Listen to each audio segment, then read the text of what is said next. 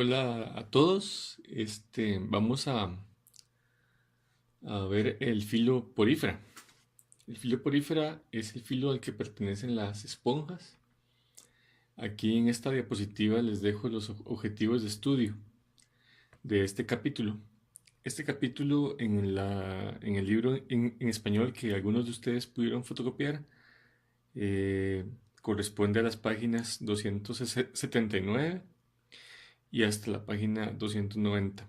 Eso va a cambiar dependiendo de la edición del libro que tengan ustedes. Pero, en fin, es el capítulo de filoporífera. Y estos son los objetivos de estudio. Vamos a ver primero la parte de la evolución y morfología. Las esponjas se originaron probablemente en el Cámbrico, aunque algunos autores piensan que inclusive se pudieron haber originado antes que eso, en el Precámbrico, siendo entonces los animales multicelulares más antiguos de los que tenemos fósiles. Aquí tenemos, por ejemplo, eh, algunos fósiles de esponjas que conservan bastante bien la arquitectura formada por muchos poros y canales, perdón, de agua a través de los cuales va a circular el agua. Entonces, claramente estos fósiles, ¿verdad?, corresponden a esponjas. En la actualidad las esponjas tienen una gran diversidad, son muy variadas en formas. En esta fotografía que observamos, por ejemplo, vemos aquí por lo menos una, dos, tres, cuatro especies diferentes de esponjas con coloraciones muy distintas entre sí y formas muy variadas. Vamos a hablar un poco sobre las teorías que existen acerca del origen de los animales multicelulares. Hay básicamente dos teorías más importantes sobre cómo se originaron los animales multicelulares. Y son la teoría colonial y la teoría sincitial. La teoría colonial, ¿qué es lo que plantea? La teoría colonial lo que plantea es que muy probablemente a partir de algún protozoario que tenía un flagelo posterior, eh, a partir de este protozoario ancestral empezaron a surgir colonias de ese protozoario que empezaron a vivir juntas, agregadas, y posteriormente se fueron especializando en ciertas funciones, algunas más en alimentarse, otras más en reproducirse, otras más en defensa, etcétera. Y entonces esa división de labores y esa especialización a partir de las colonias de ese protozoario dio origen en algún momento a un animal ya muy, cuyas células ya eran interdependientes entre sí, dando origen al primer animal multicelular. Esta tal vez es la teoría más aceptada. La siguiente teoría es la teoría sincitial. En la teoría sincitial, lo que se plantea es que a partir de algún animal, bueno, algún protozoario probablemente ciliado, que era uninucleado, tenía solo un núcleo. A partir de este protozoario empezaron a producirse, empezó a producir varios núcleos, a dividir los núcleos por fisión nuclear y produjo animales, bueno, un organismo multinucleado provisto de cilios y posteriormente lo que se dio fue la división del citoplasma en muchas células produciendo células uninucleadas. Esta teoría sincitial es un poco más debatida, no hay tanto soporte para poder apoyar esta teoría sincitial y la que más se acepta es la teoría colonial. Bueno, ¿cuáles son las características generales del filoporífera? Estas son características importantes de aprender para el examen. Entonces, las características principales y generales del filoporífera son, bueno, el que son animales multicelulares, ¿verdad? Están formados por varias células, pero todas conforman un solo organismo. Una característica importante de las esponjas es que las esponjas no presentan tejidos epiteliales todavía. Tenemos un grado de organización todavía a nivel celular. Las células están juntas, trabajan juntas, pero sigue siendo más o menos una colonia y todavía no hay epitelios ni tampoco órganos en las esponjas. Otra característica es que el cuerpo es poroso, tiene poros que están formados en realidad por células cuya forma permite la producción de un poro que si lo vemos al corte forma en realidad un canal, ¿verdad? A través del cual puede pasar el agua y los nutrientes. Otra característica es el coanocito, que es una célula distintiva y diagnóstica del filo porífera. No vamos a encontrar coanocitos en ningún otro tipo de célula, además de las esponjas. Entonces, cualquier animal en el que nosotros encontremos coanocitos, pues por definición es una esponja. Las esponjas son además asimétricas, como lo vemos aquí en esta fotografía, ¿verdad? Difícilmente una esponja se parece a otra, inclusive si son de la misma especie. Y generalmente no tenemos un plano de simetría, son generalmente asimétricas. En cuanto al hábitat, las esponjas casi todas son marinas, ¿verdad? De las 15.000 especies más o menos que existen actualmente descritas de esponjas, la grandísima mayoría son marinas y solamente algunos pocos más de 100 especies que se encuentran descritas son de agua dulce. Así que la gran mayoría son marinas y son además sésiles, viven pegadas a sustrato, ¿verdad? Y bentónicas.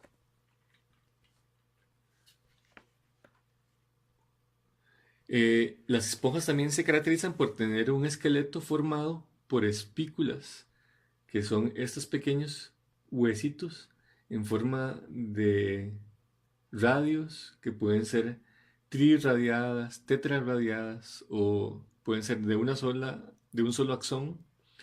Se llaman espículas y van a formar el esqueleto de las esponjas. Esas espículas pueden ser de carbonato de calcio, pueden ser de silicio, y además tienen un tipo de colágeno que es único de las esponjas llamado espongina. Y también esa es una característica diagnóstica de las esponjas. Puede ser que el esqueleto de las esponjas esté formado solamente por espongina o por una combinación de espongina más espículas de carbonato de calcio o de silicio. Alguna combinación de esas características. Y otra característica importante de las esponjas es que pueden reproducirse de manera asexual o de manera sexual. La reproducción asexual se da por medio de gémulas, que son paquetitos de, de espículas y células germinales llamadas arqueocitos, que esos paquetitos de células pueden dar origen a una nueva esponja. Esas gémulas pueden ser expulsadas de la esponja a través de la corriente de agua y, y viajar hasta asentarse y producir una nueva esponja por reproducción asexual. O bien pueden reproducirse de manera sexual a través de la producción de espermatozoides y óvulos. Veamos más en detalle cómo es el coanocito. El coanocito es, como decíamos, el tipo de célula más único de las esponjas, ¿verdad? Solo las esponjas tienen coanocitos. Los coanocitos tienen forma como de un embudo. En realidad el cuerpo celular es bastante grande y va a presentar un anillo de vellosidades o un collar de microvellosidades que es como un tamiz que tiene una parte mucosa y a través del cual el agua circula y puede traer partículas alimenticias que se fijan en el collar de microvellosidades y se filtran a través de este collar y esas partículas alimenticias se convierten después en una vacuola alimenticia. O sea, el cuanocito va a tener función de fagocitosis, ¿verdad? De las partículas alimenticias. Además, los cuanocitos contienen un flagelo que es posterior, y este flagelo es el que produce mediante su batido la fuerza motriz que va a mover el agua a través del cuerpo de una esponja. Aquí les dejamos la explicación para que ustedes estudien. En esta fotografía es muy bonita porque se observa en un microscopio, ¿verdad? Los cuanocitos. Estos son 3 cuanocitos, ¿verdad? De una esponja que se encuentran en la superficie interna de la esponja. Aquí no se puede observar bien el flagelo, pero sí se observa el collar de microvellosidades que es característico de los cuanocitos. Además, en esta otra fotografía observamos nuevamente un cuanocito. Aquí se observa, además del collar de microvellosidades, se observa el resto del cuerpo del cuanocito, que es mucho más grande. Entonces aquí tenemos el collar de microvellosidades. Aquí tampoco se observa bien el flagelo.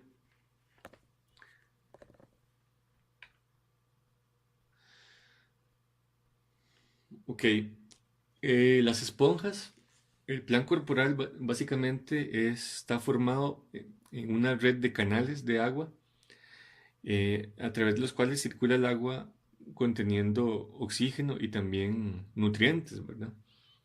Entonces, hay 3 tipos estructurales de las esponjas principalmente. Tenemos las esponjas asconoides, que son las esponjas más simples, tienen una forma de saco. Después tenemos las esponjas ciconoides, que se parecen un poco a las asconoides, tienen forma de saco, pero ya hay algún grado de plegamiento en estas esponjas ciconoides.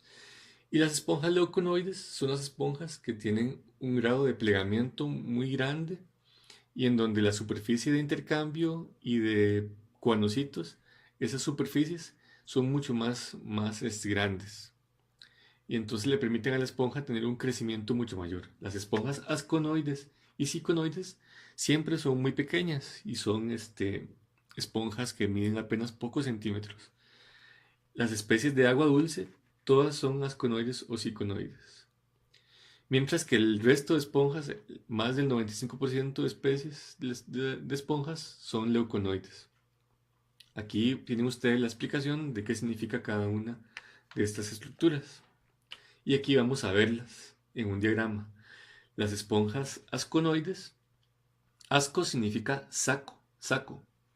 Entonces tienen forma de saco. Tenemos las esponjas asconoides, una pared externa formada de células que se llaman pinacocitos. Estas células forman esta piel externa que se llama pinacodermo. Entonces el pinacodermo es la cubierta externa de una esponja y está formada por pinacocitos. Pinacodermo a toda la piel y pinacocito a cada célula. Además, entre estas células se encuentran células que forman estos poros, ¿verdad? Que se llaman porocitos. Estas células que forman poros se llaman porocitos y son los que permiten la entrada de agua a la esponja.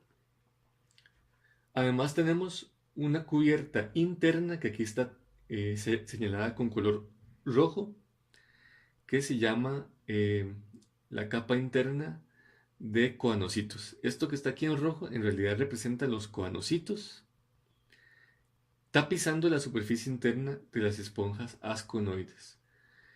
Entre el pinacodermo externo y el coanodermo, que es la capa de coanocitos interna, se encuentra esta capa gris de tejido conjuntivo o conectivo que se llama el mesohilo. El mesohilo contiene las células de tejido conectivo de las esponjas. Aquí se encuentran las espículas, células totipotenciales llamadas arqueocitos que van a regenerar las esponjas, ¿verdad? Entre otros tipos de células. La gran cavidad interna de las esponjas asconoides se llama el espongocele o el atrio. atrio o esponjocele. Es la cavidad interna de las esponjas.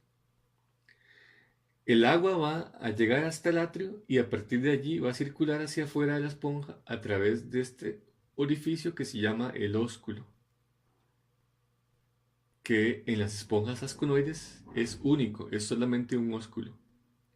Entonces veamos que las esponjas asconoides tienen forma de saco con tres capas de células muy simples y dos capas de células, una externa, una interna y la capa de tejido conectivo entre ellas que se llama mesohilo. Y después el esponjocele único y el atrio o esponjocele y el ósculo que permite la salida del agua. Esa es la forma más simple de una esponja. Sin embargo, esta superficie de intercambio interna no es suficientemente grande para permitir un crecimiento mayor de las esponjas asconoides. Por lo tanto, las esponjas asconoides siempre son muy pequeñas.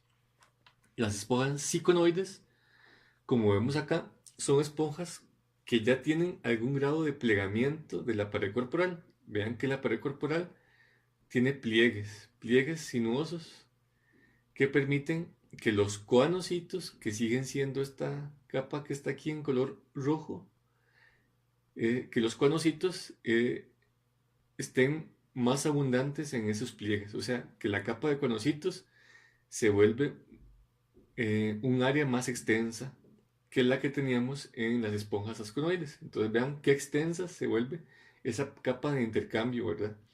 Y de coanocitos. Recordemos que los coanocitos tienen función de fagocitosis. El pinacodermo, que sigue aquí siendo de color amarillo, en cambio sigue siendo más no tan plegado.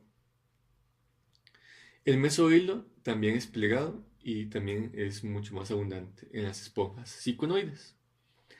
En las esponjas ciconoides, sin embargo, todavía se mantiene un esponjocele bastante amplio o atrio bastante amplio y la presencia de solamente un ósculo. ¿Mm?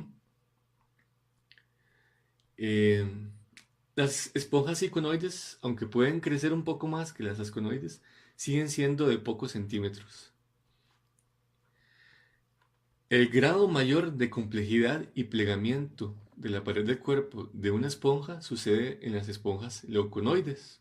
Las esponjas leuconoides, como podemos ver acá, contienen en realidad una superficie de coanocitos inmensamente grande. ¿Verdad? Tienen una grandísima cantidad de coanocitos que están confinados en cámaras que se llaman cámaras flageladas. Y esa gran cantidad de coanocitos, ¿verdad? Permite, primero, un flujo de agua mucho mayor a través de la esponja y segundo, eh, una gran cantidad de células que son capaces de fagocitar las partículas alimenticias. Veamos que en las esponjas leuconoides además se forman una red de canales mucho más compleja por donde circula el agua que en las esponjas asconoides y ciconoides. Y todas estas redes de canales hacen que el agua pase por las cámaras flageladas. Se ve allí intercambios de nutrientes, de oxígeno y también excreción de desechos. Y todo esto pase al final al esponjocele, que puede ser varios esponjoceles, en realidad varios atrios, y salga a través de los ósculos. Generalmente las esponjas leuconoides van a tener varios ósculos, más de un ósculo. ¿De acuerdo? Que son poros muy grandes visibles en la superficie de las esponjas leuconoides. Aquí en esta otra diapositiva vemos la estructura de una esponja asconoide vista en más detalle para ver las partes. Entonces, como les contaba, la superficie externa de una esponja asconoide tiene el pinacodermo, que es un conjunto de células agrupadas, ¿verdad? Formando como una piel externa. Están interrumpidas por poros muy minúsculos que no se ven a simple vista, que forman canales a través de los cuales puede entrar el agua. Esta célula que forma esos poros se llama porocito. Después tenemos la capa interna de coanocitos tapizando la superficie interna, ¿verdad? Y entre ambas capas de células se encuentra esta capa de tejido conectivo que se llama el mesohilo. el mesohilo, y este mesohilo es el sitio en donde se encuentran varios tipos de células. Se encuentran los arqueocitos, que son células eh, totipotenciales, capaces de convertirse en cualquier tipo de célula. Se encuentran células que producen las espículas, que se llaman esclerocitos. Y además se encuentran células que son capaces de producir la espongina o el colágeno de las esponjas, que se llaman colenocitos también. Ok, entonces en el mesohilo se encuentran principalmente las espículas y la espongina, que son el esqueleto de las células. El hueco a través del cual se comunica hacia el porocito, ese hueco del porocito se llama el ostium. Y toda la célula se llama porocito. ¿Ok?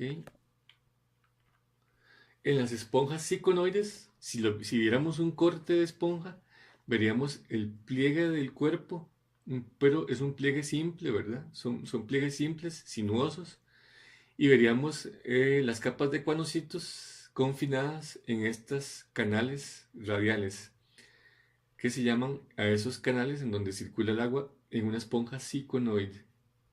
Y veríamos canales incurrentes, canales por donde entra el agua, ¿verdad? Y después canales escurrentes que van a dar hacia el espongocele o el atrio. Generalmente, como les decía, en las esponjas ciconoides hay solamente un ósculo a través del cual sale el fluido. Y veamos la esponja leuconoide, más en detalle, ¿verdad? Los canales incurrentes que se comunican con las cámaras flageladas, en donde están confinados los cuanocitos, muchos cuanocitos, ¿verdad? Y finalmente, los canales escurrentes que conducen hacia el espongocele y hacia los ósculos. Veamos que aquí, en este modelo esponja leuconoide, hay muchos ósculos, ¿verdad? Muchos ósculos a través de los cuales salen las corrientes escurrentes. Veamos, para finalizar este módulo, algunas fotografías de esponjas de diferentes tipos. Esponjas asconoides, que son un saco simple, ¿verdad? Aquí hay varios individuos de esta esponja que se llama Leucosolenia, que es una esponja asconoide. Esto mide apenas unos 5 centímetros, ¿verdad? De longitud, cada uno de estos individuos que se han reproducido probablemente asexualmente. Y aquí en esta otra fotografía tenemos a Sifa o Esquifa, que es una esponja ciconoide. Vemos que el cuerpo ya se ve más plegado, ¿verdad? Y sin embargo sigue teniendo una forma como de saco, ¿verdad? Y también esto mide pocos centímetros, ¿verdad? Probablemente estos individuos de Sifa midan unos 10 centímetros. Estas ambas géneros de esponjas son de agua dulce. Y veamos alguna diversidad de las esponjas leuconoides, ¿verdad? Que tenemos eh, esta esponja de un color muy bonito que tiene varios ósculos, ¿verdad? Allí. Todos estos huecos grandes que se ven aquí, estos poros, son ósculos a través de los cuales sale la corriente excurrente. Aquí tenemos otro tipo de esponja, ¿verdad? En donde tenemos un gran esponjocele y aquí tenemos en el interior de ese esponjocele un montón de ósculos hacia donde va a dar la, la corriente escurrente. Aquí tenemos una esponja de gran tamaño. Este es el género Cetospongia, que son esponjas que pueden llegar a medir 2 metros de longitud. Vean en comparación con el tamaño de una persona.